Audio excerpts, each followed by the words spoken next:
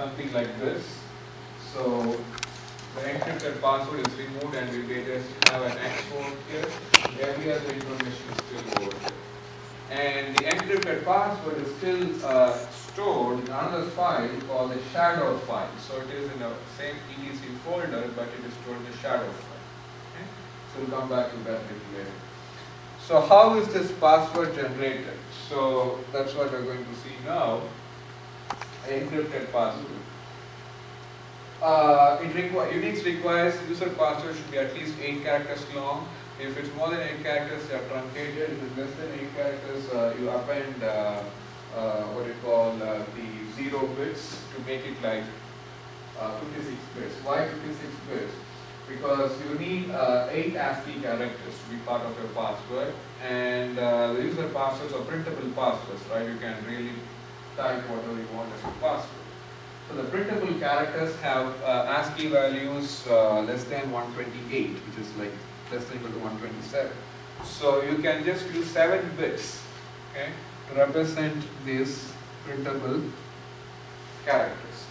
So each character can represent the 7 bits, so 8 times 7 is 56 bits. Okay, so user password is transformed to 56 bits. So if you say you have a password of just 6 characters, you will add sufficient number of zeros so that you can make it 56 bits. And this 56-bit password forms the key for what is called the DES algorithm. So we use the DES algorithm to encrypt that user password. Okay? So the way it works is, you know how DES works, right? It goes through 16 cycles and the key is fed to each cycle by going through a transformation and all those stuff, right? Remember how DES works.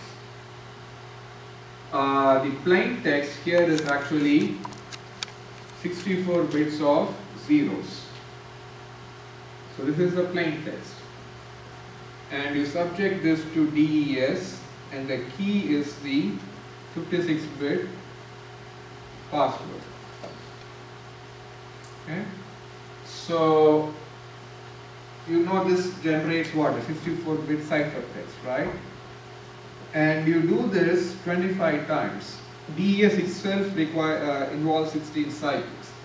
You repeat DES 25 times. So same thing, whatever you get out of it, again go through another DES using the same 56-bit password. Okay, so repeat this 25 times. So still what you get at the end, the 64-bit ciphertext. It's just like increasing the complexity, so doing it once, you do it 25 times.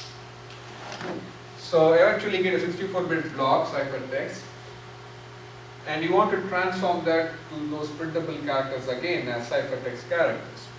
So what you do is you append 2 more zeros, so eventually now you have 66 bits, 64 bits plus 2 more zeros is 66 bits. So divide that into 6-bit segments like this. If you divide 66 bits into 6-bit segments, how many segments you have? 11 segments, right? So each segment will have 6 bits. So something like this.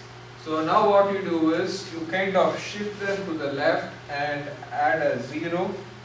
So you have like something like this, 1 0 1 1 0 1. You shift them to the left and you make it add a 0. So now you have 7 bits. So for this 7 bits you find you can represent what? In ASCII, in decimal, and that's the corresponding ASCII character. Okay? So what you can do now actually is transform each of those segments into a printable ASCII character by basically shifting to the left and adding a 0 to the right. So you get a 7-bit value, find the decimal equivalent of it, and the corresponding ASCII character is the printable character. So that's how you transform or represent the encrypted user password in that file. Okay? So all those characters over here are represented or are obtained through that kind of transformation. Okay?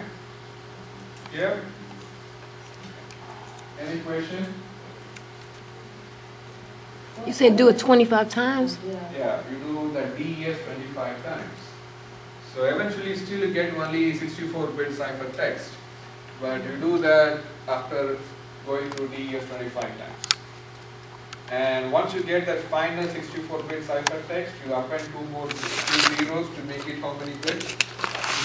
66 bits. And divide that 66 bits into 11 segments. Each segment has 6 bits. So 6 times 11 is 66.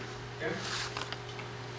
So then what you do something like shifting to the left and adding a 0. And that is like now 7 bits. Okay, so now find the decimal equivalent of the 7 bits. That gives you a printed ASCII character. Now, if you look at the file and you count really the number of characters over here that I told represent the password, you will actually come across 13 characters.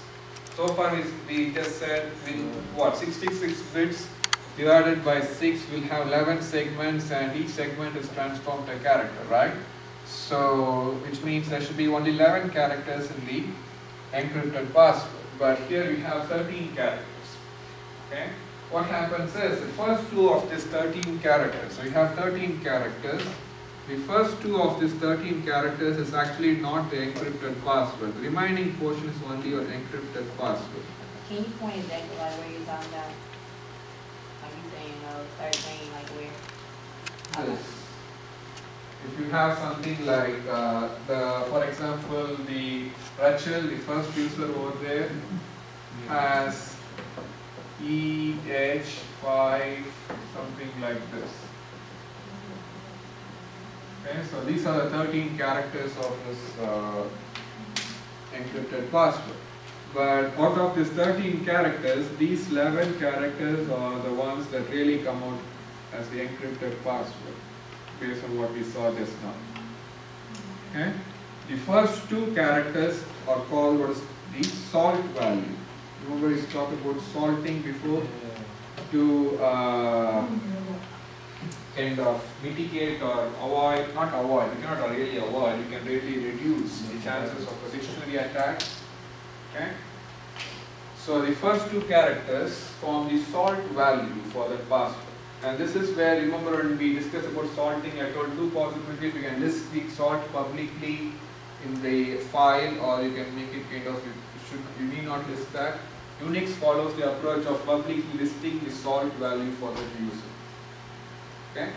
So how you kind of get EH, how it represents the salt. Unix uses a 12-bit salt value. Okay? So again I said, these characters really are transformed from that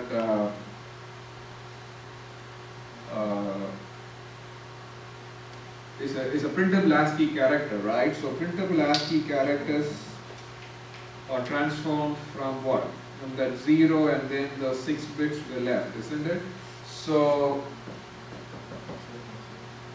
these 6 bits of this first character and another 6 bits of the second character form 12 bits. Okay? So 12 bits means the decimal you can go up to 0 to 2 to the 12 minus 1. So 2 to the 12 minus 1 is 4095. So in decimal the salt value can be from anything from 0 to 4095. With 12 bits you can represent only these integers. Okay? And once you get those numbers right, so generate a random number basically. So when you create a user account, administrator runs the sorting algorithm and generates a random number at the time of creating the account. So let's say I generate 3000 as the random number. The random number will always be between 0 to 4095. Okay? So represent this 30,000 as a 12-bit value. Or anything less than 4096 can represent as a 12-bit integer, this binary, right? So represent 30,000 as a 12-bit binary value. So you get that 12-bit binary value for 30,000, break it into 6 bits. Once you have the 6 bits each, do that thing I showed. What? Shift that bit to the left and add a 0. So this is one 6-bit value, another 6-bit value, together making 12 bits. So each 6 bits go through this process and you get a printable ASCII character. So that's how you get those two characters representing the salt. Is that clear? Okay. Where do you think that? The 3000 is a random number generated at the time of creating user account. So each user gets a salt value at the time of account creation. Okay? So even if two users end up with the same password, right, the 13-bit value will be different. Why? What? Because of salt. Okay? So even though two users choose the same password, right, their 11-bit, this portion will be the same, but the salt value will be different.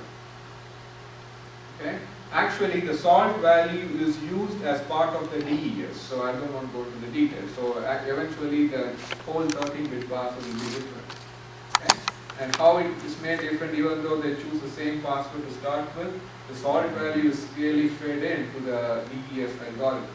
And that makes it really different, because unless you create the two accounts at the same time and they get the same salt value and the same password, then the encrypted password will be the same. But you don't really have a situation where two user accounts are created at the same time, the same administrator, and both people should use such the same password. That's very rare, right? So this way you can say that two people have selected the same password still end up with a different encrypted password value. Yes. You said this file is public. This file, yes. But with the current Linux